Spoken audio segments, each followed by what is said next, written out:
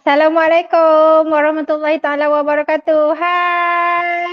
Apa Waalaikumsalam. khabar semua yang Assalamualaikum. berada di sana, yang sedang mendengarkan, yang sangat setia mendengarkan slot Inspire pada kita boleh kata selang sehari ni, pada bulan ini, bulan Disember ni, kita bersama dengan panel jemputan kita. Dan hari ini kita ada seorang lagi sahabat saya yang sangat best, yang nak share apa yang dia nak cerita pada malam ni. Dan apa khabar semua? Apa khabar Ah, semua? Apa khabar semua? Nampak tak? ya, hai Kak Ina, Luffy, Hai Kak Kak Ina, Ina. Waalaikumsalam. Waalaikumsalam Kak Ina. Okey, okey, okey. Okey dia. Penonton-penonton semua, apa khabar? Sudah bersediakah untuk topik yang lain pada malam ini, iaitu pengalaman yang mendewasakan aku. Okey, sebelum Betul. saya nak share berkaitan dengan tajuk kita pada hari ini, saya nak share sedikit berkaitan dengan biografi kita punya panelis pada malam ini. Okey, kalau muka dah perasan lah kan, sebab saya dah tiba-tiba keluarkan dia daripada Ya. live kat depan ni. Okey. Betul. Kita dan sesiapa Bukanlah saja panelis. yang dah Bukanlah share, panelis, yang dah kawan-kawan. perasan pada kita punya banner, banner di kita punya FB Inspire, mungkin dah perasan nama panel kita pada malam ini iaitu saudara Lutfi Hafifi. Hai Lutfi, apa khabar? Dah lama tak Baik, jumpa baik. dengan Lutfi. Sekarang Alhamdulillah. Lutfi sudah meluaskan lagi sayap humanitarian workers dia di Sabah sebagai Betul. pengerusi Malaysia Relief Agency MRA di negeri Sabah. Betul, Dan betul. Dan juga saudara Australia Bank Lutfi juga. kita juga dahulu adalah sahabat saya yang sama-sama berjuang di dalam medan humanitarian workers ni. Kita pernah buat satu projek, international project di Lebanon, di Beirut, Betul. Lebanon, di mana pada waktu itu kita memang link baik dan banyak dengan apa dengan pelbagai-pelbagai NGO yang berkaitan dengan Palestinian refugees. Okey, selepas itu saudara Lutfi mengembangkan sayapnya lagi di dalam sekretariat MyCore di bawah Kementerian Belia dan Sukan bersama dengan saya pada waktu itu pada tahun 2012 sebaik saja 11. kami balik daripada Lebanon. Dan kemudian beliau menjadi wartawan dan penerbit di sebuah stesen televisyen yang terkemuka di Malaysia iaitu TV Al-Hijrah. Dan sekarang masih lagi saya didengarkan beliau masih lagi menjadi wartawan freelance di beberapa stesen TV. Dan sekarang beliau berada di Sabah sebagai pengerusi MRA Sabah. Sangat hebat, Alhamdulillah. Sejujurnya melihat kepada biografi saudara Lutfi, sememangnya beliau sebenarnya mempunyai pelbagai pengalaman, mempunyai pelbagai ilmu, kemahiran di dalam bidang kewartawanan, dan beliau juga sebenarnya suka mengembara. Kan Lutfi kan? Kau suka Betul. mengembara Lutfi kan? Dia kata kat saya lah dia suka mengembara. Dan malam ini mungkin lah kan dia nak share dekat kita apa yang dia dapat daripada Betul, ya. pengembaraan dia tu. Dan okey ni Lutfi. Apa dia? Assalamualaikum Lutfi, Yusda Aminah, hai. Hai, Okey Assalamualaikum. Lutfi, kenapa makin gebu? Yalah dia sangat bahagia sekarang di Sabah di samping ahli Terlalu keluarganya. bahagia. Assalamualaikum. Luan Majal ni Lutfi, kita punya volunteer di Tawau Sabah kan, betul tak Kak Yani? Assalamualaikum Luan. Tak kenal, tapi apa khabar? Assalamualaikum Karang. Okey Alang, Zakiah Kak Senin. Lang, apa Okey khabar? Alang. Waalaikumsalam Kak Lang, Okey, sehat. Alhamdulillah, apa khabar? Luffy, mic tak Apa dengar. dia? Dengar. Mic tak Dengar dengar, suara mic tak? tak dengar. Hello, Assalamualaikum. Dengar tak suara? Tak dengar, tak dengar, tak dengar. Hai, Kau mute tak ke? dengar. Tak? Betul tak dengar? Okey, dengar tak? Hello, 1, 2, 3, 4, Penonton 5. dengar tak suara Luffy? Saya memang tak dengar suara dia. Ada yang dengar tak? Hello, hello. Ada apa tu simbol mic dekat bawah tu, palang tu kau klik dekat situ. Dah? Korang dengar suara dia? Dengar. Oh okey, sorry saya tak dengar suara dia. Saya rasa saya punya Cuba try buka earphone tu. Dengar tak? Aku dengar suara kau sekarang tapi tanpa aku memakai earphone sekarang ni. Okey. Minta maaf kepada Okey, boleh tu, boleh penonton-penonton. tu. Okeylah, buanglah earphone ya. Samalah tak payah pakai earphone. Okey. Okey, pada malam ini entah saya rasa saya kena mute. No. Okey, pada malam ini kami bawakan anda topik kita iaitu berkaitan dengan pengalaman yang mendewasakan aku. Okey, saya memang dah lama sebenarnya tak jumpa dengan saudara Lutfi kita ni sebenarnya. Oi, sejak Uh, 2015 kot. 2015 kan Lutfi kan, kita macam dah banyak buat haluan masing-masing selepas saja kita habis dengan Maiko, selepas kita habis jadi sekretariat Maiko pada tahun 2012. Lepas tu kita ada jumpa sekejap dengan beberapa program, jumpa dengan Adalah kawan-kawan kita lain. adalah pernah dulu aku interview kau kat Yayasan Salam dulu. Masa kawan dulu kan. So adalah pengalaman. Oh, masa kau kahwin aku datang lah. Itu pun pada tahun last kita jumpa pada aku kahwin aku rasa, iaitu pada tahun 2017 pada waktu tu. Okey, dah lama dah. Okey, dah 3 tahun sebenarnya tak jumpa. Tapi dalam tempoh 3 tahun, dalam tempoh sebelum 3 tahun tu sebenarnya banyak sangat kan kau punya pengalaman dan juga pengembaraan. Mungkin aku cakap kat sini quote and quote pengembaraan hidup yang aku rasa sebenarnya boleh engkau share pada kami pada malam ini berkaitan mungkin juga di Al-Hijrah. Okey, Lutfi, aku bagi kepada kau lah untuk kau sambung apa yang kau nak share pada kita malam ni. Tak, salah orang kita punya ni mantap tajuk pada kita tadi untuk mendengar. Okey Yus. Kita malam ni kita santai je lah. Aku rasa better kita sembang secara santai. Kalau nak tanya, nak interrupt saja. So kalau ada penonton yang nak tanya pun boleh tanya, sebab kita boleh share apa yang kita dapat lah. Sebenarnya secara tidak langsung dalam dunia kemanusiaan ni, dunia kesukarelaan lah.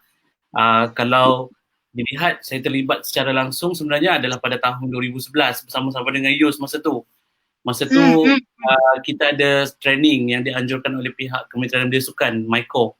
Kita adalah ambilan siri pertama pada masa itulah. Jadi pada masa tu kita mula secara serius. Tapi kalau bercakap tentang program pelajar, program di lapangan ni kan, actually daripada zaman sekolah, zaman universiti kita dah start dah.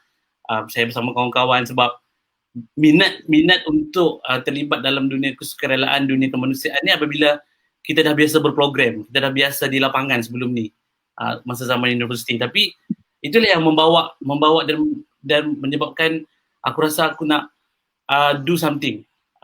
Masa tu baru habis belajar. So alhamdulillah Allah aturkan baik je lah perjalanannya. Daripada kita training, lepas tu sempat bekerja, sempat berada di lapangan.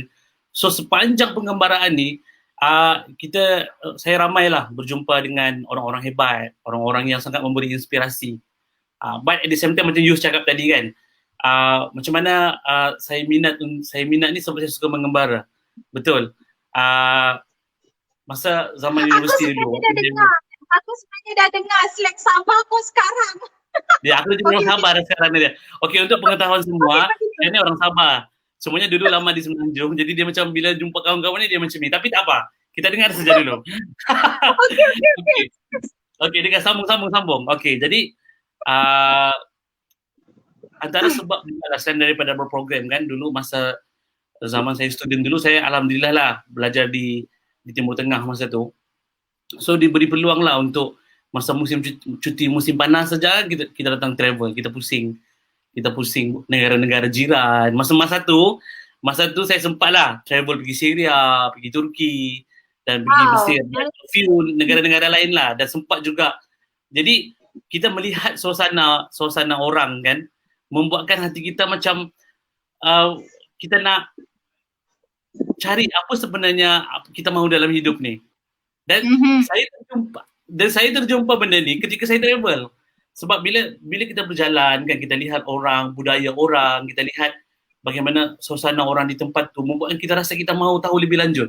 Perasaan hendak tahu lebih lanjut tu yang menyebabkan saya masa tu berminat untuk meneruskan benda nak tahu lebih lanjut tu dengan menjadi seorang pekerja kemanusiaan masa tu kan, dan juga selepas tu menjadi seorang wartawan. Dan alhamdulillah selepas dalam setahun kan, lebih kurang setahun saya bersama-sama dengan Maiko tu, saya sempatlah bersama dengan Yus, dengan sahabat kita di Kim, kita sempat berpengalaman kan mengurus satu program kemanusiaan di Lebanon pada masa tu kalau nak silap. Memang betul pun di Lebanon. Hampir sebulan, bukan hampir sebulan di Lebanon, jadi kita belajar macam-macam, kita jumpa orang kan. Betul tak Yus? Kita jumpa. Masa tu kita training dengan Malaysian Relief Agency. Lepas tu dihantar kita dengan NGO, saya ingat lagi, Bait Atfal Astamud masa tu. Ya, betul. NGO yang menjaga anak-anak pelarian di kem-kem di Shatila dan di beberapa tempat di kawasan Lebanon. Jadi banyak kita belajar masa tu. So jadi peluang menggembara tu menyebabkan kita mahu meneruskan lagi apa yang ada dalam hidup. Kak Ita, apa khabar? Waalaikumsalam. Baik, alhamdulillah. Okey, jadi alhamdulillah pergi 2012 ditawarkan bekerja di TV Al-Hijrah. Pun satu peluang yang cukup besar dalam hidup masa tu. Masa tu memang dalam line humanitarian worker, dan memang kita pun kerja sebelum tu kan. Jadi bila di TV Al-Hijrah pun saya dapat support lah daripada saya punya penerbit masa tu yang senior, penerbit yang senior kan. Diorang hantar saya bertugas di negara-negara krisis. Jadi membuatkan pengalaman tu lebih bercambah dan lebih banyak. Kita dapat tahu lebih lanjut. Saya berpengalaman alhamdulillah ke Gaza, Palestin kan masa tu, ketika waktu-waktu peperangan 2011-2012 tu. So I think itu adalah satu pengalaman yang sukar untuk dilupakan, dan banyak lagi lah program-program lain. Dan semasa menjadi seorang wartawan pun saya berjumpa dengan ramai ikon-ikon kemanusiaan, saya rasa yang jauh lebih hebat daripada kita yang muda-muda ni. So saya berjumpa dengan Cuba cerita apakah pengalaman salah satunya? Okay, first pengalaman apa tu Yus? Apa saja yang kau belajar di Gaza? Apa yang menarik ni di Gaza yang kau nak cerita kepada kami pada malam ni? Contohlah. Aku pergi Gaza tahun 2012. Masa tu aku berpeluang mengikuti tim Islamic Relief Malaysia masa tu. Betul. Lepas perang, lepas tu TV Al-Hijrah hantar aku untuk pergi buat assignment lah di sana. Buat satu macam mini documentary tentang apa yang berlaku selepas perang. So jadi aku lihat mungkin disebabkan bukanlah daripada sudut budaya, daripada sudut bahasa, daripada sudut keadaan diorang tu, aku dah biasa dengan diorang, dengan Arab, dengan budaya Arab. So itu bukan satu benda yang asing bagi aku. Tapi apa yang kau masih pakai lagi berbahasa Arab? InsyaAllah. Okay. Lepas tu kan Yus, tapi apa yang aku jumpa di sana adalah kesungguhan diorang tu. Berbeza dengan orang-orang Arab yang lain, sebab kesungguhan orang-orang Gaza ni, dia terlalu, diorang ni sangat, sebab disebabkan diorang ni tersepit dalam satu kawasan yang sangat kecil kan, 42 km persegi kalau nak silap tempat diorang tu, kawasan tu saja. Jadi diorang ada satu nilai tambah, itu strategi survival diorang untuk hidup, untuk berjuang untuk negara diorang mau keluar pun susah. So jadi kesungguhan diorang adalah salah satu benda yang menaikkan semangat aku, sebab berbeza dengan orang-orang Arab di negara-negara lain, sebab diorang bebas untuk berjalan apa semua, tapi orang Gaza ni diorang sukar sebab diorang nak ke utara, diorang terhalang dengan Israel, nak ke selatan diorang terhalang dengan Mesir, yang memang susah nak melepaskan diorang ni untuk keluar. Jadi walaupun dalam keadaan kesempitan macam tu, mereka ni tidak pernah putus asa, hidup seperti biasa. Mula-mula aku fikir kan, pergi tempat perang ni macam full of sex, semua orang menangis-nangis apa semua kan, macam keluar air mata apa semua kan. Tapi bila pergi Gaza, dia jauh sekali dia punya dia punya apa yang berlaku. Malah kami masa tu tim sukarelawan biasa disambut dengan ditatang bagi minyak yang penuh, dijaga dan diberi layanan yang sangat istimewa oleh mereka. Tapi dalam masa yang sama, dorang boleh habis perang tu masa tu, tapi bila dia jumpa kami tu, dia macam dia sangat happy, dia bilang tak ada apa, ini semua daripada Allah apa semua. Tapi jadi membuatkan aku rasa macam betapa bersyukurnya aku hidup dalam keadaan yang sebelum ni, tapi dalam keadaan yang macam dalam keadaan orang yang macam tu pun menyebabkan kita rasa lah, itulah cerita dia lah. Itu antara cerita-cerita yang menarik jugalah, adalah suka dukanya tu kan, suka dan duka kan. Tapi sebenarnya pengalaman tu kita dah pernah rasai di Lebanon News bila kita jumpa. Okey lah, kita pergi dua keadaan. Semasa di Gaza, orang memang tengah berperang. Masa di Lebanon, orang ni pelarian perang. Betul. So kita dah kan macam kita jumpa siapa dulu? Siapa tu? Fatimah kan. Macam mana dia menguruskan anak-anak kecil, program komputer dia pada masa itu, dia bersungguh-sungguh untuk menjadikan perjuangan pendidikan untuk anak-anak pelarian tu terbela. Ya. Dan kita bersama-sama Fatimah pada masa tu kan. So kita lihat kesungguhan dia. Jadi suasana kesungguhan orang yang sudah berperang ni, pelarian perang ni, dia berbeza lah dengan kita. Jadi itulah sebenarnya yang saya kira pengalaman yang betul-betul memberi impak dalam hidup aku lah.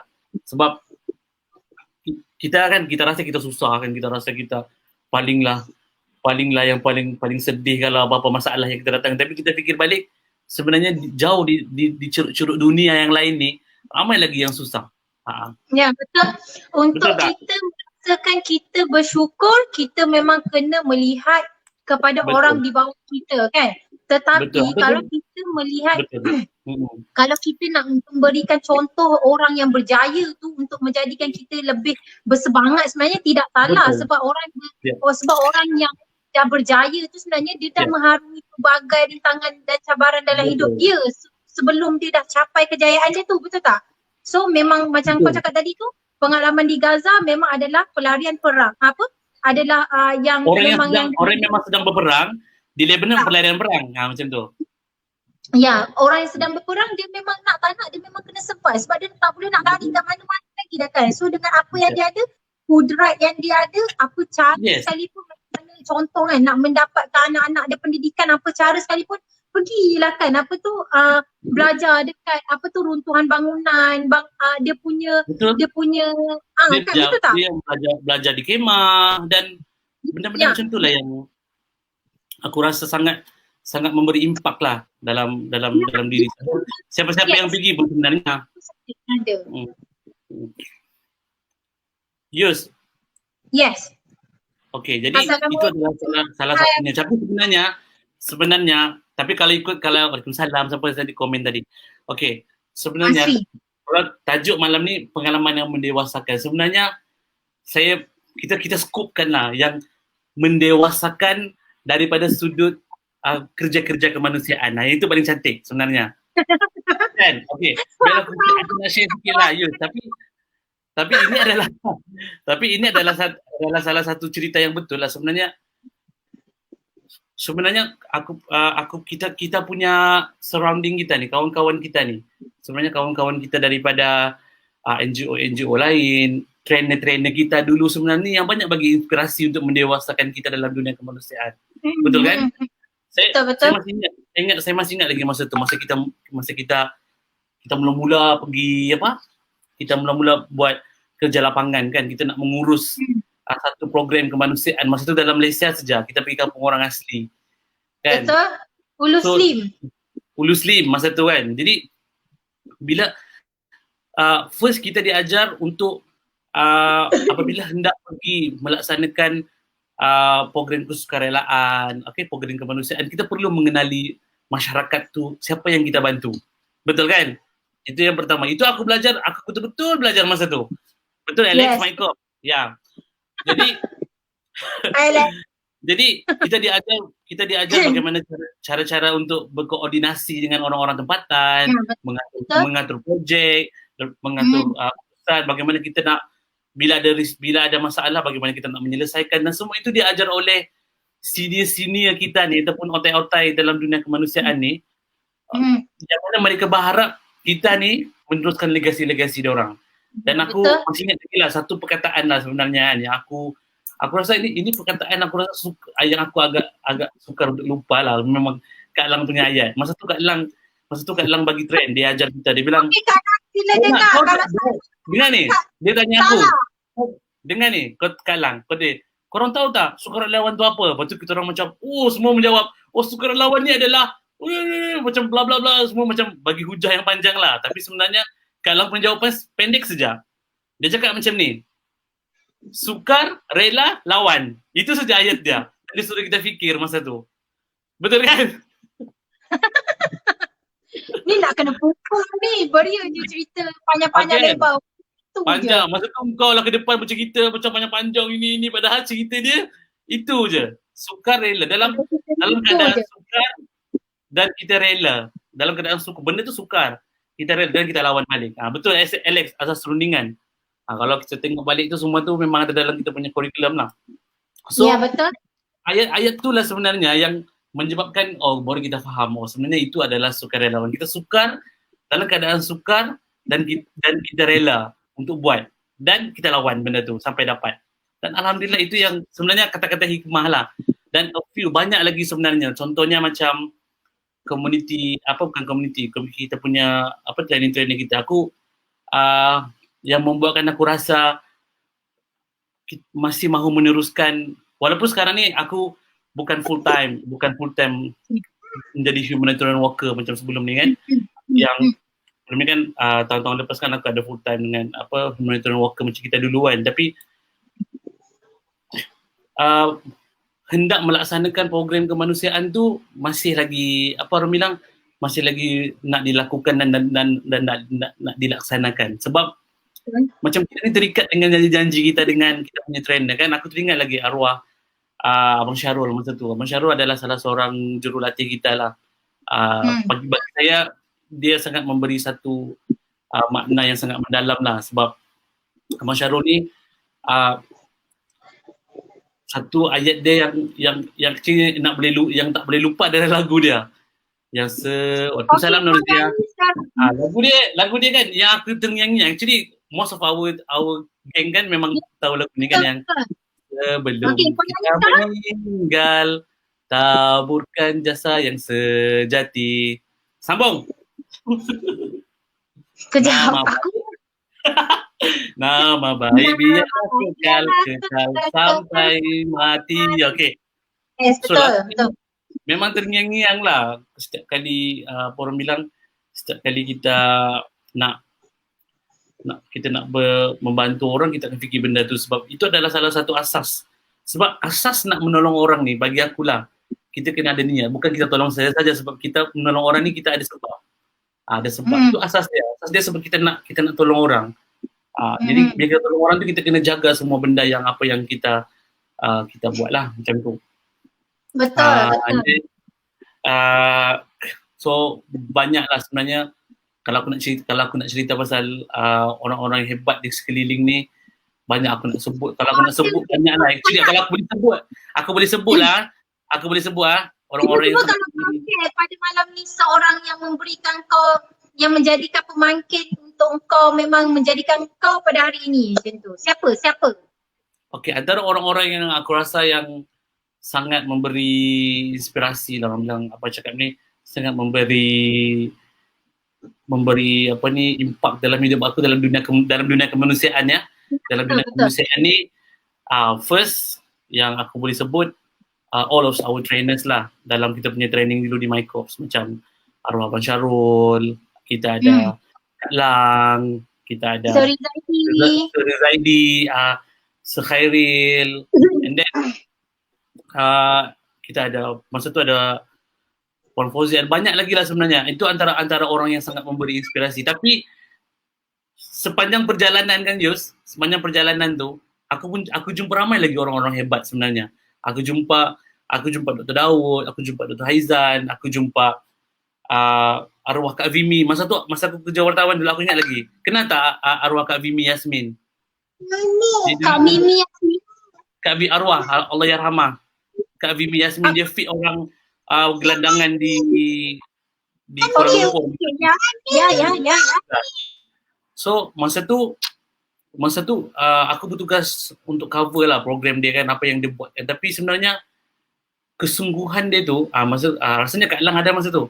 Yus pun ada lah masa tu dengan Kak Vimi yang kita malam tu kita edar bantuan, kita edar pack makanan untuk bukan stateless, untuk gelandangan kan.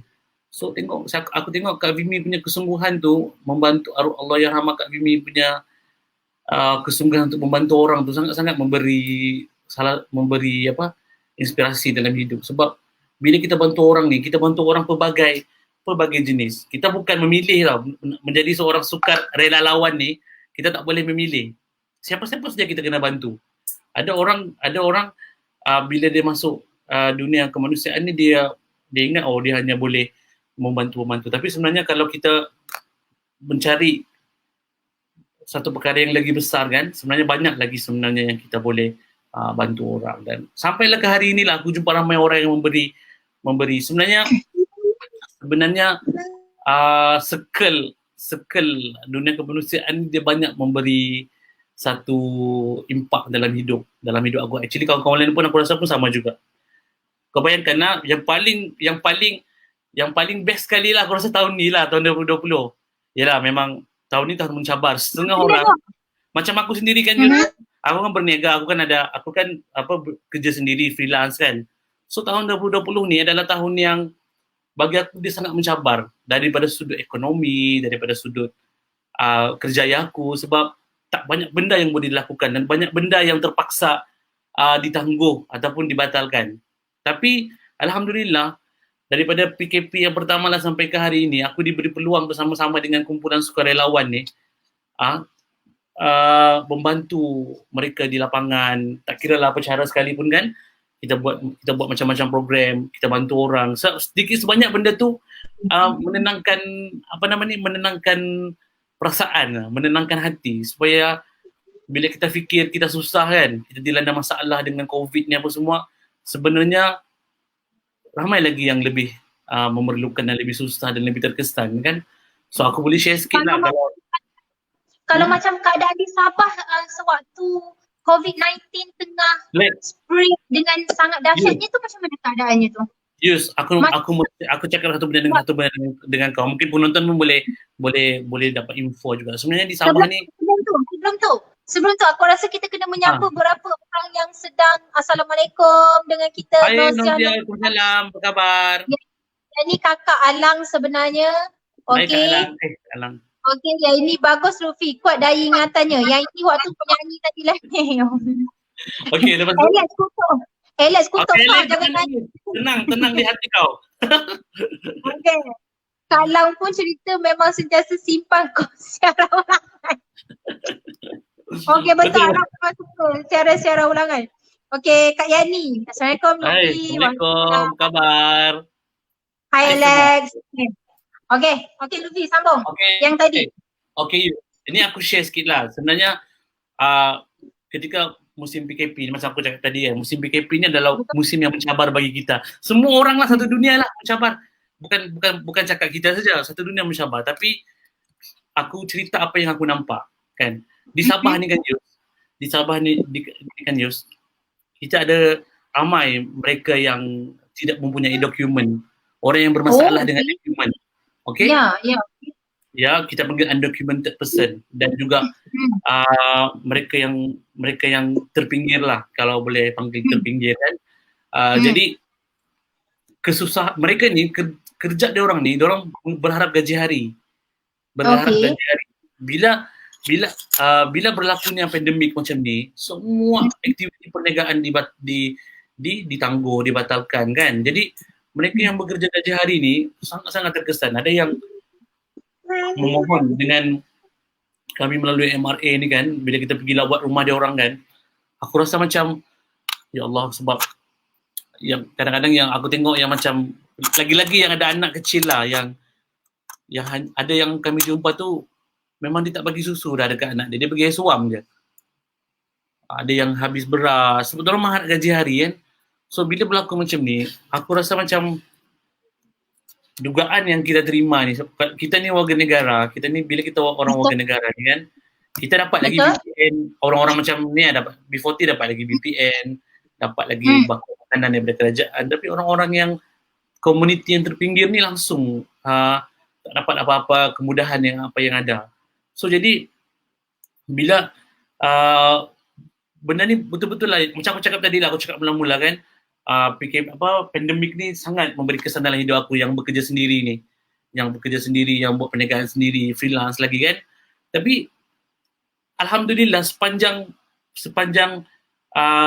PKP ni hampir setahun lah, aku rasa lebih 2/3 tahun 2020 ni, aku tidaklah terlampau stres ataupun terlalu sedih dengan apa yang ada dalam hidup aku, sebab aku mendengar cerita dan aku berjumpa orang yang jauh lebih susah daripada apa yang aku lalui. Jadi first kita ada moratorium lagi apa semua kan, tapi orang-orang yang langsung tak ada pendapatan ni yang menyebabkan aku rasa macam kita kena bersyukur jauh lebih baik. So macam itu adalah pemagi semua. Aku rasa Alex pun mungkin berpengalaman sama, dia tahu dia sana lagi ramai orang yang terkesan kan. So jadi itulah yang membuatkan aku rasa bagaimana situasi kemanusiaan tu mendewasakan kita untuk bekerja lebih baik dalam dunia kemanusiaan ni. Itu yang aku rasa macam itulah. Ini bukan poyo tau, tapi ini adalah ini bukan poyo tau. Tapi inilah realitinya. Aku cakap bahasa mudah tapi supaya orang faham. Tapi inilah realitinya. Kalau kita bekerja dalam dunia kesukarelaan ni, kita berjumpa orang, sebenarnya benda tu akan menyentuh hati kita sebab kita nampak terkesan. Kan? Betul. Aku setuju. Kalau sesiapa yang setuju dengan apa yang Luffy cakap dan ada apa-apa nak tanya pada Luffy direct, boleh terus tanyakan dekat sini. Saya akan pop upkan soalan kepada Luffy. Kita mungkin sangat jarang untuk berkomunikasi dengan boleh juga sebenarnya. So, kita jarang dapat berkomunikasi dengan dan juga berjumpa live macam ni dengan orang yang memang betul-betul duduk di dalam dunia kemanusiaan ataupun kesukarelaan dan dapat pengalaman yang macam-macam. Sebab sebelum Luffy berada di Tawau, sebelum Luffy berada di Sabah, dia dah pergi ke macam-macam negara. So sememangnya alhamdulillah, apa saja yang dia dapat di waktu aku rasa benda ni aku boleh cakap adalah hikmah kembara lah kan Luffy kan. Sebab hikmah dia kan. Aku pun rasa macam tu juga. Yus, aku nak cerita Yus sebenarnya tahun 2020 ni adalah tahun yang aku sangat sibuk travel sebenarnya. Aku sepatutnya travel ke beberapa buah negara dan aku bekerja untuk aku punya bisnes ni kan. And then at the same time ada plan-plan aku untuk buat kerja-kerja kemanusiaan di luar. Tapi semuanya tertangguh. Jadi tapi itulah itu yang aku cakap mula-mula tadi, aku rasa macam terkesan, tapi sebenarnya ada hikmah dia adalah aku dapat melihat di tanah air sendiri, di negeri aku sendiri. Sebenarnya itu situasinya yang berlaku. Sebenarnya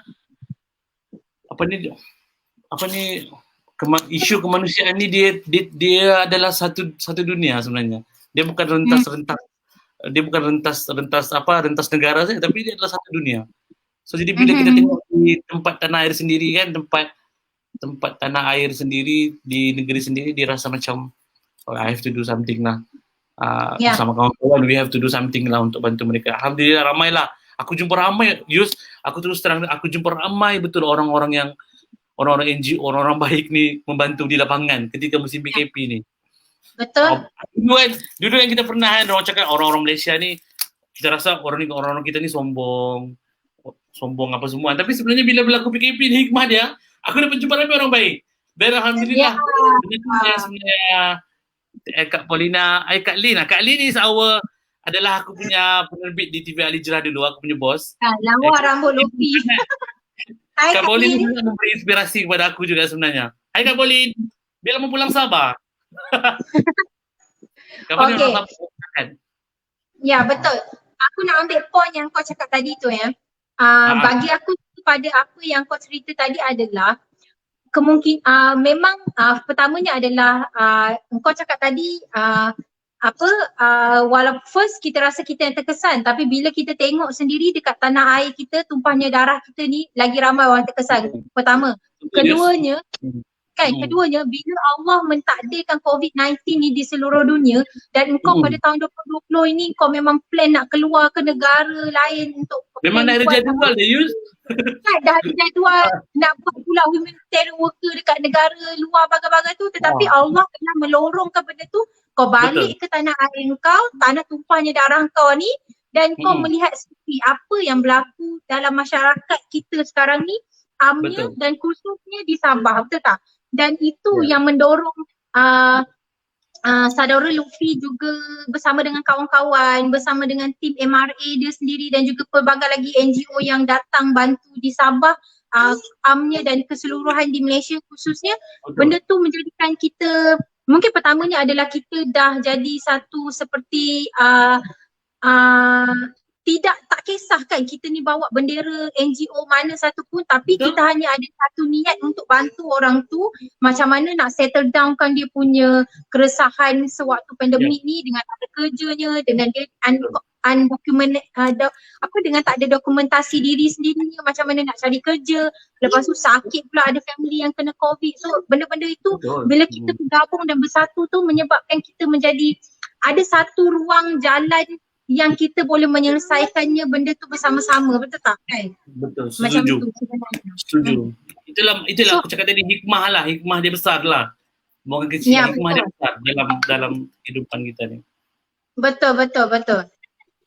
Betul, hikmahnya sangat besar. Sebab itu Allah suruh kita sentiasa melihat apa yang, kalau kita rasa susah, tengok orang yang lagi susah. Kalau kita mendongak ke langit sangat pun, kita mungkin akan lupa apa yang orang lain hadapi dekat bawah ni, menyebabkan kita jadi riak contohnya.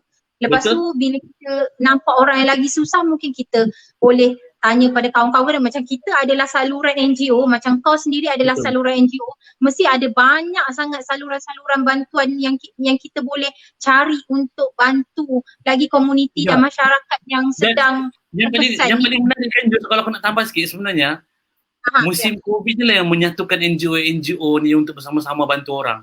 Kami di Sabah ni, alhamdulillah, banyak sekali program yang kami bekerjasama dengan NGO di lapangan. Daripada besar sampai kecil, sama-sama turun bantu. Siap ada koordinasi lagi apa semua. Jadi macam bila dia menunjukkan rasa kebersamaan tu nak membantu tu. Jadi aku rasa macam terharu jugalah, macam bila tengok NGO ni bergabung kan, kadang-kadang 1-2 NGO bergabung membantu orang. Kita dapat lihatlah kesungguhan dan keakraban kita sama NGO ni yang menjadikan kita macam ni. Betul kan? Ya, betul. Setuju. So,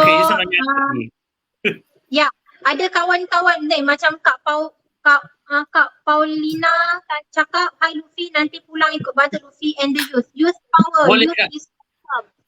Boleh Kak? Wajib kakak ikut. Wajib kakak pulang. Kami sebenarnya pun dah masih youth lagi sebenarnya. Aku pun nak cakap yang kau sebenarnya tak youth. Aku masih youth, okay? Okey lah, boleh lah. So siapa yang sedang menonton kita pada malam ni mungkin boleh mungkin boleh tanya, mungkin boleh nak tanya pada Lutfi apa benda sebenarnya kembara-kembara dia yang lain, apa benda yang dia sedang buat sekarang, apa benda yang Lutfi ni, boleh je tanya. Okey, saya akan pop upkan soalan tu. Yes, saya akan pop upkan soalan tu. Kalau tanya tengok je. Kalau tanya-tanya tengok je Lutfi membebel sehingga 1 jam. Okey Lutfi. Kita juga masa ni. Ya. Jangan stres melihat Lutfi bercakap. Saya sebenarnya dah lama sebenarnya kita orang macam plan nak panggil panelis yang ada latar belakang yang pelbagai macam gini lah kan, supaya kita boleh tahu apakah pengalaman, apakah yang dia nak share, apa yang kita boleh ambil manfaat dalam kehidupan dia, pengalaman hidup dia, supaya benda ni sebenarnya boleh jadikan kita pedoman lah sebenarnya kan, dan juga pengajaran dalam hidup kita. Okey, ada Ibu Haji Ahmad ni. Assalamualaikum warahmatullahi taala wabarakatuh. Assalamualaikum. Terima kasih mendengarkan kita. Okey Lutfi, ada tak lagi apa-apa yang kau nak cerita berkaitan dengan pengalaman-pengalaman? Kalau kata tadi adalah pengalaman di Sabah yang sekarang yang sedang kau lakukan, apa pengalaman yang sebenarnya selain daripada bercakap berkaitan dengan budaya, bercakap berkaitan dengan kesusahan orang-orang yang kembara kau dulu tu, apa lagi yang kau boleh sharekan kat kita pada hari ini? Lutfi, apa khabar? Baik, alhamdulillah. Ini sahabat-sahabat semua ni. Baik, alhamdulillah. Terima Jadi kasih apa mendengar. dia sebenarnya? Apakah pengalaman? Okay. Bukan, apa yang kau nak ceritakan lagi berkaitan dengan kembara-kembara ataupun pengalaman luar yang kau boleh bawa ke dalam Malaysia yang kau boleh mungkin lah kan. Kadang-kadang kita ada lihat persepsi orang kata alah negara sendiri pun tak kurang tak cukup makan dah sibuk pula kan nak pergi dekat negara luar nak tolong buat humanitarian worker. Tapi kan sebenarnya kita kena cantas benda-benda yang macam ni sebab sebenarnya memanglah dekat Malaysia ni semua. Bagi aku benda ni kan semua adalah mainan persepsi. Aku menganggap benda ni semua persepsi. Macam mana kau nak counter persepsi macam tu? Ya, sebenarnya aku lebih setuju kalau aku sendiri kan, aku lebih banyak berdiam diri. Dan sebab selalunya kalau aku menjawab selalu dia akan tidak bergaduh. So, jadi sebaiknya kita berdiam diri. Tapi kalau aku menjawab daripada sudut pekerjaan sebagai gerak kerja sebagai NGO, aku pasti akan jawab kata sebenarnya tugas buat benda baik ni adalah tugas semua orang. Dia bukan tugas orang-orang tertentu. So setiap orang yang bercakap tu ambil part you untuk membantu. Kalaulah orang ni bersungguh-sungguh membantu di luar negara, kita yang bercakap ni bantu dalam negara. Macam tu. Lepas tu kadang-kadang ada yang orang blame the NGO apa semua kan. NGO bukan kerajaan. NGO ni badan bukan kerajaan. Jadi mereka membantu secara bersasar. Mereka membantu mengikut apa yang mereka laksanakan, apa yang mereka rancangkan. Tapi sebenarnya tugas kita ni adalah bagi saya lah, tugas kita ni bukan untuk menghukum ataupun memberi komen seperti begitu. Sepatutnya kita lebih rasa terbuka untuk bercakap, okey, sekiranya mereka tak bantu, kita cuba bantu di sini. Kita cuba membantu mana yang memerlukan. Itu tanggungjawab semua. Menjadi orang baik itu bukan tanggungjawab mereka yang bersasar. Menjadi orang baik ni, berbuat baik ni adalah satu benda yang perlu dalam kehidupan kita sebenarnya.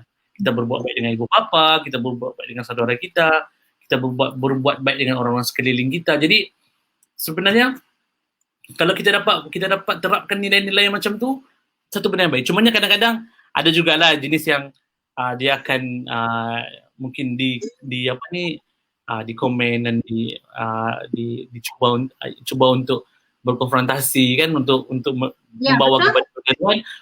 Bagi aku diam lebih baik daripada kau berdebat perkara-perkara seperti ini. Sebab kalau bila kita berdebat benda-benda seperti ini, dia sebenarnya for me adalah mengurangkan motivasi kita. Kalau kita berdebat pasal politik, itu lain cerita lah. Tapi kalau kita nak berdebat pasal benda baik, ini satu benda yang bagi aku, bila kita nak bantu orang pun kita nak berdebat. So, kita bantu je lah. Kita bantu, cumanya kita koordinasi dengan baik. Macam tu yang terbaik. Bukan kita berdebat, bergaduh nak tengok siapa yang lebih hebat, siapa yang lebih sekian. Betul. Okey, Kak Lang ada tanya. Luffy, ada tak pengalaman yang benar-benar menguji kesabaran sampai satu tahap Luffy rasa dah tak nak terlibat dalam kerja-kerja begini? Jika ada, bagaimana Luffy counter balik? Okey, jawab. Okey, soalan jangan hilangkan, nak tengok soalan tu belum habis baca. Bagaimana Luffy counter balik perasaan tu untuk on track kembali? Dia macam ni. Kak Lang, thank you pada soalan ni. Secara jujurnya lah, kalau kerja-kerja apakah pengalaman yang kesabaran? Pengalaman dalam kerja-kerja kemanusiaan ni, for me tak pernah lagi yang menguji kesabaran sampai tahap rasa tak nak buat kerja begini. Alhamdulillah sepanjang 20 tahun ni I'm happy what I am doing. Saya happy dengan apa yang saya buat. Tapi kalau stres dengan kerja hakiki tu adalah, itu banyaklah. Jadi bagaimana nak counter balik perasaan tu untuk on track kembali adalah kita punya circle. Saya sebenarnya saya mencari, saya belajar untuk mencari circle yang baik. Circle yang support, circle yang akan bila kita cerita masalah kita, dia akan bantu. So walaupun circle tu tak besar, tapi mereka ada waktu kita susah. Jadi adalah beberapa orang kawan-kawan, sahabat-sahabat saya yang menjadi yang dalam circle saya ni, jika ada masalah saya akan cari mereka macam apa? Jadi dia akan hilang macam tu saja. Dan of course lah, dengan yang paling penting dengan keluarga lah. Saya selalunya kalau ada masalah akan cari family lah. Tapi kalau menguji kesabaran tu banyak lah. Menguji kesabaran tu contohnya contoh bila kita di lapangan kan. Akan ada sentiasa masalah. Bila kita berada di negara-negara konflik ni kan. So itulah saya cakap tadi daripada mula-mula kan, ilmu-ilmu yang diberi oleh otai-otai kan, trainer-trainer kami ni untuk mengurus risiko di lapangan tu sangat membantu. Jadi sebab bila bercakap tentang bantuan kemanusiaan ni secara profesional, bagi saya perlu ada satu ilmu untuk kita hadami dan kita fahami dan kita laksanakan, dan perlu ada SOP-nya. Bukan macam kita ni bersungguh tapi bila mau pergi tempat tu jadi tak jadi apa. Tapi sepatutnya ilmu tu apabila berada dalam apa saja perkara yang kita laksanakan, bila ada ilmu kita akan buat dengan baik. Itu yang saya kata lah. Tapi alhamdulillah tak pernah lagi depress lah. Sekarang sumber inspirasi. Kalau depress, Luffy akan kurus. Okay, so jangan bagi Luffy kurus, nanti dia tidak seperti Luffy sekarang. Okay. Aduh. Okay. Apa lagi? Okay, dah pukul 10 dah. Okay, dah pukul 10. Belum lagi. Tak baik dia tahu. Budak ni tak cepat apa ni kawan. Dah. Walau. Okay. Aku sebenarnya ada 2 poin apa yang kau cakap tadi. Pertama adalah circle yang baik. Kedua adalah bila kita dapat cari circle yang baik, of course kita punya yang negatif tadi tu dia akan pergi kepada yang positif, sebab kebiasaannya circle yang baik tu tadi dia faham kita ni macam mana.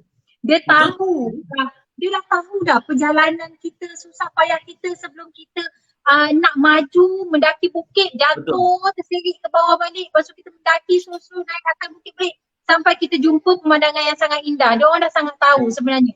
So bila kita jumpa pada circle yang baik, yang sedang mendengar kami sekarang ni, bila kita dapat bercakap pada circle yang baik, of course dia tidak akan sesekali menjadi seperti batu api kan. Okay lah, kalau kau dah rasa stres tu, dah lah tak payah lagi, kau stop je lah. Of course takkan. Dia masih lagi memberikan semangat kan pada kita untuk kita terus maju kan, sebab dia tahu apa yang kita dah alami sebelum kita berjaya. Yang keduanya tadi kau bercakap berkaitan dengan kedua tadi kau cakap pasal apa? Aku dah kena distract dengan anak aku. Aku sebenarnya distract dengan anak aku kat sebelah di depan aku. Okay, first tadi adalah circle. Okay, yang kedua tadi sudah terlupa. Kalau ada kalau yang dengar tadi mungkin boleh pop upkan job apa yang Luffy cakap yang kedua tadi. Tapi yang saya nak cakap dekat sini adalah apa sahaja yang kita lakukan kita perlu, yes, kau cakap pasal niat tadi kan? Sebab kau kata tadi kan kalau yes, aku cakap tentang ilmu. Niat dan ilmu. Dan ilmu. Sebab macam kau cakap tadi, dalam bidang profesional memang kita kena ada ilmu. Kalau kita sembarono saja, kita memang akan salah lah apa yang kita bukan. SOP tak kena, kita pun tak boleh nak masuk dekat dalam salah satu komuniti tu dengan baik, benda-benda macam tu. Sebab benda ni memang sangat penting. Kita diajar untuk melaksanakan satu benda dengan ilmu yang kita ada. Kalau kita jenis main rendah aja kan, macam gajah masuk kampung kan, jadi susah nanti kan. Ya, betul. Gajah masuk kampung, boleh tak ayat macam tu? Ya, betul. Ilmu dan selepas itu adalah niat yang baik untuk kita buat benda dengan sungguh-sungguh lah. Sebab kita dah tahu niat kita, so kita boleh buat dengan sungguh-sungguh, kita akan capai matlamat dan visi dengan setiap apa yang kita buat tu dengan baik kan. Macam betul dia, betul okay. Itu. Sebab aku rasa dengan pengalaman yang kau dah ada sekarang ni, aku rasa sangat banyak apa yang kau dah alami kan, jatuh bangun dalam apa saja dunia. Tak kisah kalau bila kau dalam bidang kewartawanan pun, aku rasa itu dah seperti humanitarian worker secara tidak langsungnya, sebab kau pergi sebenarnya dunia kewartawan dengan dunia humanitarian worker ni dia ada satu benda yang sangat berkait. Sebab kalau sebagai wartawan kita turun mencari cerita dan menyampaikan cerita agar orang tahu Rustam masuk kampung. Okey Kak Lan, Rustam masuk kampung gajah. Okey. Tapi kalau gajah masuk kampung pun dia segang juga kan, kita dapat apa. Okey. Lepas tu aku cakap tadi macam macam dunia kewartawanan, kita mencari cerita dan menyampaikan kepada orang tentang apa yang kita mahu ceritakan. Benda tu semestinya baiklah. Sama juga dengan NGO. Kita melaksanakan benda baik, kita membantu orang dan kita menyampaikan kepada orang lain tentang apa yang kita buat. I mean tentang perkara-perkara kemanusiaan ni. Jadi dia ada satu benda yang aku rasa sangat berkait lah sebenarnya. Kalau aku nak terangkan pun pasti orang langsungnya sebenarnya. Betul. Okey. Kepada yang mendengar kita pada malam ini, ada apa-apa lagi tak soalan ataupun nak tanya Lutfi? Okey Lutfi, sebelum kau mengakhiri kalau belum akhiri lagi, aku rasa akhiri lagi banyak. Sebelum ni Amar Arif. Assalamualaikum Lutfi, lama tak jumpa. Amar Arif ni sahabat lama dulu masa belajar di Kedah dulu. Sahabat baik ano. Oi, mana cakap tiba-tiba mana cakap Kedah. Dia main pusing ke pening lah. Terima kasih kepada sahabat-sahabat Lutfi yang mendengarkan Inspire pada malam ini. Terima kasih. Kalau nak tanya apa-apa, nak cakap apa-apa, seluruh dengan dia boleh je, sebab dia ni adalah seorang yang sangat sibuk, nak cari sangat susah. So bila dah tengok live ni, kita boleh je tanya apa-apa. Dia setuju untuk live dengan kita lebih 1 jam macam tu lah lebih bertakwa. Ya, okey. Kalau malam-malam kita boleh santai insyaAllah. Okey. Ada tak apa-apa nasihat yang kau nak bagi kepada semua orang yang nak terjun dalam bidang kemanusiaan ataupun kewartawanan ke, ataupun apa yang kau sedang buat ni? Apa yang nasihat yang kau nak bagi pada mereka? Okey, sebenarnya aku ni bukan orang yang terbaik lah untuk bercakap tentang benda, tapi aku boleh kongsikan lah sebenarnya apa yang aku belajar berdasarkan pengalaman. I'm not the best, tapi banyak lagi orang-orang hebat yang boleh rujuk. Tapi apa yang aku belajar, apa yang aku rasa yang kita semua perlu ada adalah sebenarnya kita dengar. Tapi untuk malam ni aku tak ada pilihan. Aku kena tanya kau. Yelah, aku nak beritahu tadi. Okey. Lepas tu berdasarkan ilmu yang kita dapat. So first pertama adalah ulang balik bila kita nak melakukan satu perkara tu, contohnya macam you nak jadi wartawan kan, you nak buat kerja kemanusiaan kan, nak jadi seorang humanitarian worker kan, first kena ada niat dan minat. Okey, niat dan minat. Sebab apa? Bila kita ada niat mahu buat benda tu dan kita minat sangat benda tu, itu akan memupuk untuk perjalanan yang seterusnya. Apa-apa semua pun perkara perlu ada niat yang betul. Innama a'malu bin niat. Nampak tak? Semua tu. Jadi niat ni dia memain peranan besar. Dia adalah peranan yang sangat besar dalam menentukan hala tuju kita. Kalau kita main buat saja tapi tiada niat, macam just suka-suka, happy-happy, dia akan jadi tidak serius. Itu yang pertama, niat. Dan yang kedua perlu ada minat lah. Aku pecah lah. Niat tu yang paling penting. Yang nombor 2 adalah minat.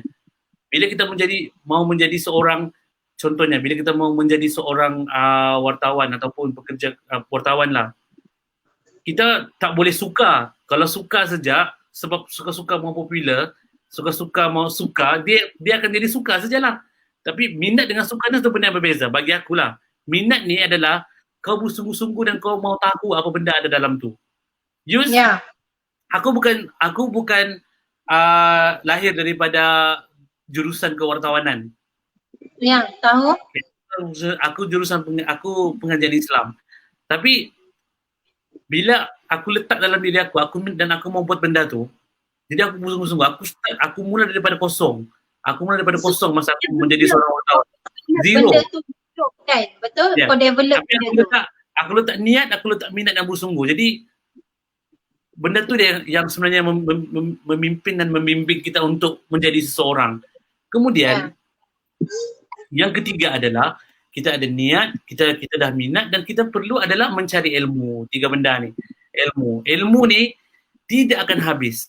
Ilmu ni dia sentiasa ada. Lagi-lagi dalam dunia kewartawanan ataupun dunia kemanusiaan, dia adalah satu perkara, dia adalah satu jurusan bagi aku lah, jurusan yang sangat dinamik. Hari-hari berubah. Hari ni style macam ni, besok style macam ni. Jadi kita korek ilmu tu banyak. Kalau dulu kalau dulu kalau mau mengurus organ kemanusiaan mungkin dia macam-macam tu jadi style dia. Sekarang ni dia macam-macam style lah. Dia ada macam social enterprise lah, dia ada macam pembangunan community yang lebih besar dengan berbagai-bagai konsepnya lah. So benda tu, benda tu yang menyebabkan kita perlu belajar dan mencari ilmu. Menjadi seseorang dalam bidang kita ni tidak menjadikan kita hebat kalau kita ilmu kita macam tu saja. Jadi perlu tambah add on. Macam wartawan juga. Kalau dulu wartawan pakai kamera besar-besar, kalau yang juru gambar lah kan. Sekarang wartawan pakai handphone saja. Macam tu. So jadi dynamic. Perlu memahami konsep dynamic untuk memperkembangkan ilmu. Jadi 3 benda. Niat, minat, ilmu. 3 benda tu saja yang aku rasa adalah salah satu kunci untuk kita nak mempertingkatkan kualiti dalam hidup kita. Macam itulah. Macam aku ulang balik lah, macam aku bukan yang terbaik. Tapi itu yang aku pegang, yang diajar oleh guru-guru supaya dalam kehidupan ni jangan kau penat. Kau kena teruskan, kau kena jalan, kau kena gerakkan, kau kena buatlah something. Itulah dia. Kan? Sokong. Sebab bila kita ada niat, kita ada minat yang sangat mendalam dan kita akan tend to cari ilmu walaupun ilmu tu tak tahulah kat mana kita nak cari.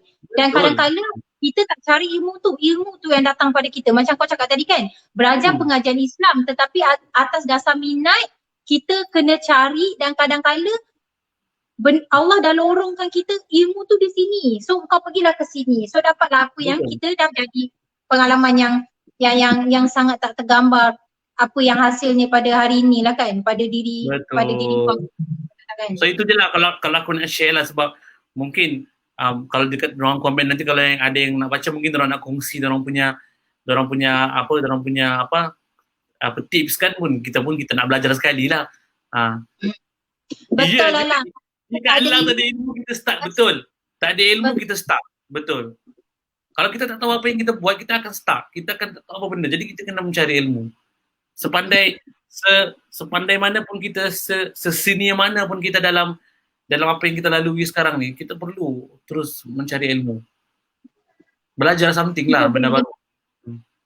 Yes, belajar benda baru lah kan kalau kita ni. Sebab ilmu tu takkan habis kan sebenarnya kan. Macam kita ni dalam bidang yang dinamik, dalam bidang yang sentiasa berubah-ubah. Yes. Aku suka ayat tu, bidang yang dinamik. Betul. Yelah, bidang yang dinamik, yang menjadikan dia dinamik adalah apabila perubahan peredaran zaman pun kan. Betul tak kan? Sebab kita bukannya di dalam era-era zaman 80-an, 70-an, 90-an dulu yang tak ada yang meluas. Sekarang internet pun dah ada 5G contoh. Sekarang ni mungkin dah tak 5G tapi dia lebih advance lagi di setengah negara yang maju yang lain. So okay, Yus, aku bagi contoh Yus. Aku bagi contoh. Contohnya kalau kita dulu masa sebelum pandemik kan, semua orang kalau nak mesyuarat, nak jumpa, nak bincang something, benda penting semua kena berdepan, kena bercakap, mesyuarat, kumpul-kumpul. Tapi bila berlaku pandemik, segala keputusan penting dalam syarikat, dalam NGO diputuskan melalui Zoom saja, meeting online ni. Kan?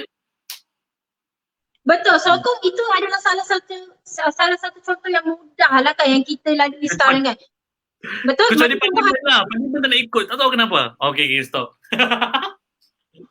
Yelah, contoh pada malam ni lah kan, aku tak pergi ke Sabah untuk jumpa kau live. Tapi kan aplikasi StreamYard untuk kita berjumpa dan kita communicate dengan kau punya fan lah, aku nak kata sekarang ni. Orang yang sedang mendengarkan kau ni ada fan kau sekarang ni. Kau sedang membentuk ranking fan. Okay, circle yang baik. Okay, ilmu dan juga mencari ilmu dan sebagainya. Okay, so ada apa-apa lagi tak kepada penonton-penonton, pendengar-pendengar kita pada malam ini? Okay, Amir Ibrahim, aku rasa ini kawan kau juga terbaik, Luffy. Yeah! Assalamualaikum Amir. Ini sahabat masa belajar di Jordan dulu. Ustaz Amir, apa khabar? Alhamdulillah, rindu. Ustaz Amir, terima kasih mendengarkan kami di Inspire bersama tetamu hebat kami, Luffy Afifi. Terima kasih. Tak lah ibu kuning.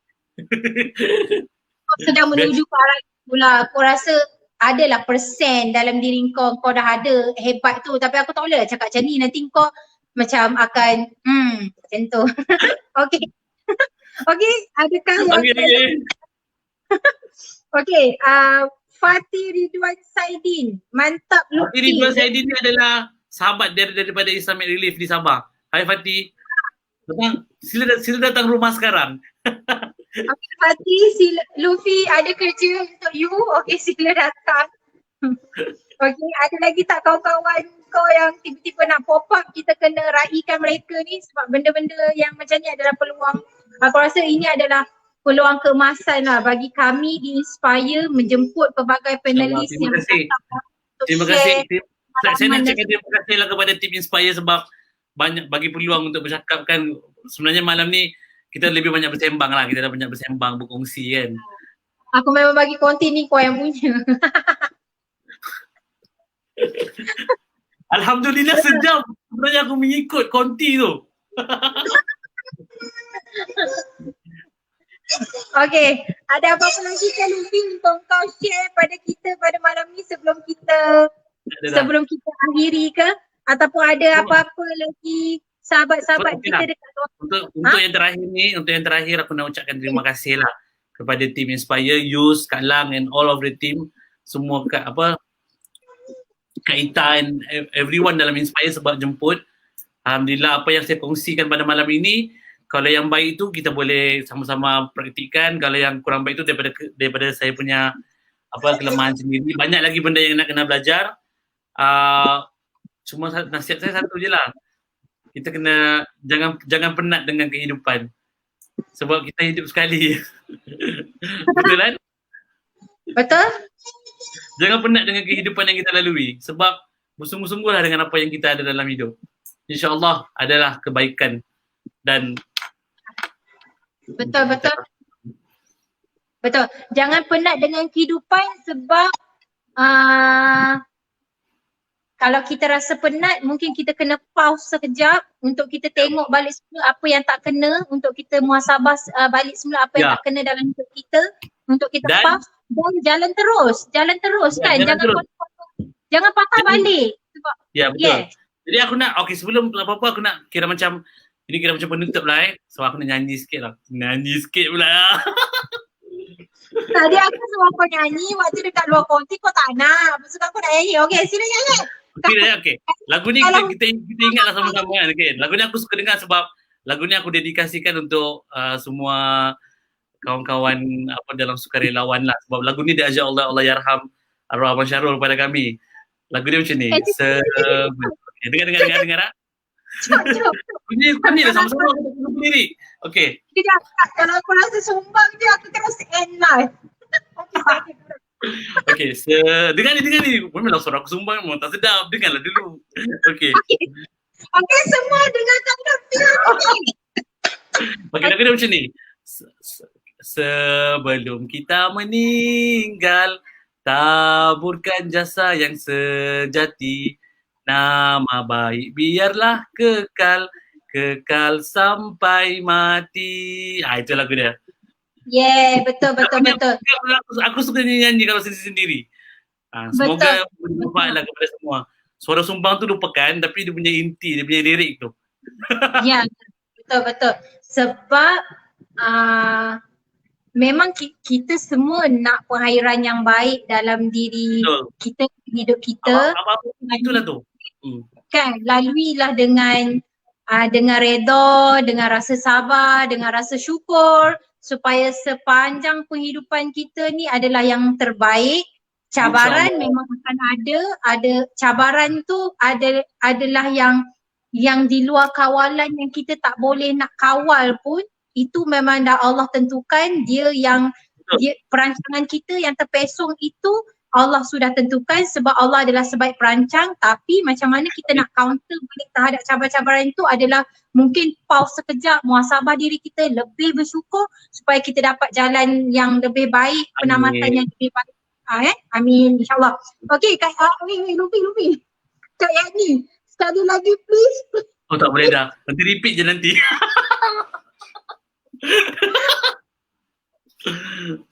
Yus pula nyanyi. Mana Alex? Aku nak cari Alex. Mana Alex? Alex nyanyi. Alex. Nanti Okey, nanti. aku rasa ambil lah kau nyanyi. Kesian Kak Yani. Kak Yani ni pun penat. Okey, dengan Kak Yani. Lepas lagu ni, terus kau end live. Kau tak faham. Okey, kau nyanyi sekarang. Go. Okey, dengar lagu ni ya. Sebelum kita meninggal, taburkan jasa yang sejati. Nama baik biarlah kekal sampai mati. Ya, itu sebenarnya. Dia sangat mendalam. Hayati dia. Poyonya aku. Okey. Assalamualaikum. Okey, sabar. Aku tak boleh edit lagu ni. Belum lagi. Okey, terima kasih kepada semua yang mendengarkan kami pada malam ini dengan tajuk pengalaman yang mendewasakan aku. Terima kasih kepada Luffy, saudara Luffy Afifi, sahabat lama saya. InsyaAllah semoga apa saja yang kau rancang, yang kau nak buat bersama untuk diri kau, untuk tim di Sabah dan seluruhnya, Allah memudahkan dan Allah memudahkan lagi perancangan tersebut. Amin. Yes, betul. Terima kasih kepada semua yang bertanyakan soalan, yang menyapa, yang rasa seronok pada malam ini. Terima kasih banyak-banyak. Okey, kita jumpa lagi pada esok lusa dengan tajuk yang lain pula. Nanti kan kami punya poster live dan juga Hida akan naik di dalam FB Inspire kita. Okey, terima kasih banyak-banyak Luffy. Kak Yani kata thank you Luffy, masuk dalam. Memang betul pula lagu tu memang. Okey. Okey, terima kasih kepada semua. Terima kasih. Kita jumpa lagi di Assalamualaikum. Lusa nanti. Okey.